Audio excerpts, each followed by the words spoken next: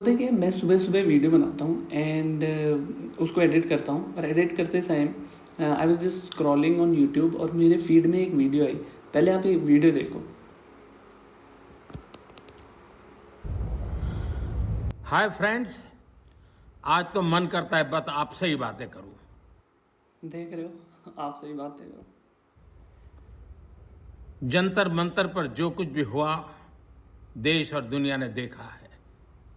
कुछ of course जो ये यहाँ पर रेफरेंस मोदी जी रेफरेंस कर रहे हैं, जो शरारती बच्चे थे जिन्होंने गालियाँ वाले थे उनके बारे में, जो बहुत ही अभद्र गाली थे उनके बारे में बात कर रहे हैं। शरारती बच्चों ने भद्दी भद्दी गालियां बोली। किसी भी सभ्य समाज को शोभा न दे ऐसे शब्दों का प्रयोग किया गया।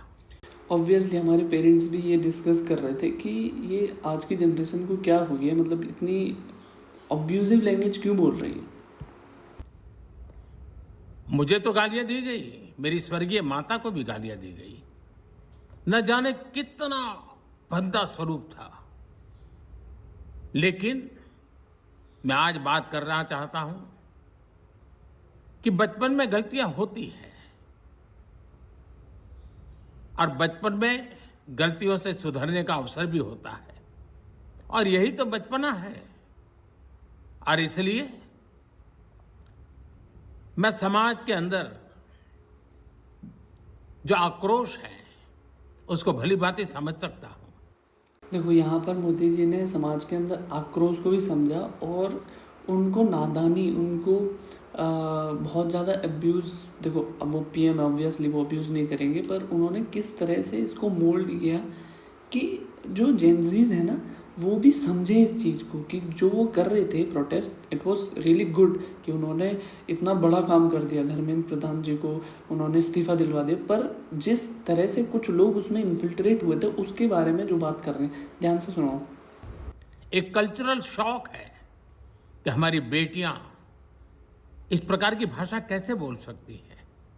लेकिन समय है इन बच्चों को गले लगा करके राह दिखाने का।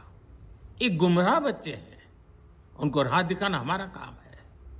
उनको सजा देना, अदालतों के चक्कर कटवाना, समाज में उनको प्रताड़ित करना। And this shows the maturity and believe me, ये एक अकेला ऐसा पर्सन है और एक दो ऐसे पर्सन हैं जिसकी वजह से I still vote to BJP. Otherwise देखो, इट्स लाइक अंधों में काना राजा। कोई ऊंचा नहीं है, कोई नीचा नहीं है, करप्शन सब जगह। पर कुछ ऐसे पॉलिटिकल लीडर्स हैं, उनकी भाषा है, उनका सोचने का तरीका है जो लोगों को उनकी तरफ आकर्षित करता है। इससे हम परिस्थितियां नहीं बदल पाएंगे। मैं उन्हें माफ करना चाहता हूं। समाज भी मेरी इस बात को स्वीकार करे, क्योंकि मेरे मन में एक ही भाव है।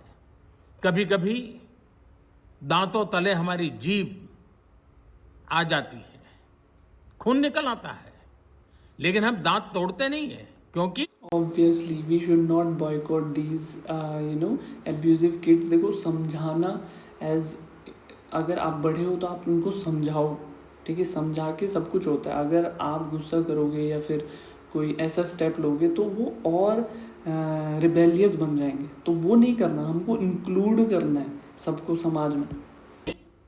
दांत भी हमारे हैं, जीभ भी हमारी है, बच्चे भी हमारे हैं। उन्हें राह दिखाना हमारा काम है। गुमराह को राह दिखाना कठिन होता है, लेकिन कठिन काम हमको करना है। और इसलिए आओ, मैं इन बच्चों को कहता हूं, बच्चों आओ, हम देश के लिए साथ मिलकर के आगे बढ़े, कुछ नया सीखें, गलतियों से भी सीखें, अपने सपनों को लेकर के चल पड़े। देश बहुत आगे बढ़ रहा है, आगे बढ़ने वाला है। और आपका देखो, कई बार क्या होता है ना कि रिस्पॉन्स हम चाह रहे थे, क्विक रिस्पॉन्स आए मोदी जी का इस पे जो भी हुआ है। पर देखो, ये रिस्पॉन्स ऐसा है ना, थोड़ा लेट आया, पर इसने सब रिबेलियस किड्स को इंक्लूड भी कर लिया, उनको समझा भी दिया और ये भी बता दिया कि कैसे एक सभ्य समाज की ओर जाना है हमें। आगे बढ़ना निश्चित हो, यही मेरा सपना है। मैं आपके लिए जीता हूं, आपके उज्जवल भविष्य के लिए खपता हूं। आओ हम मिलकर के देश को आगे बढ़ाएं। बहुत बहुत धन्यवाद दोस्तों। बस आओ, गलतियों से सीखो। जेन जी से ज़्यादा जेन जी हो गए Modi ji. So that's it for today. And देखो क्या है ना, हमको कई बार समझने की भी ज़रूरत है। अब वो समझे कि रेबेलियस किड, ठीक है, उनमें गुस्सा था, बच्चों ने बोल दिया। अब अगर वो समझ रहे हैं तो जेनजिस को भी समझना चाहिए मेरे हिसाब से। लेट मी नो आप क्या सोचते हैं इस वीडियो के बारे में कमेंट में, और बाय बाय।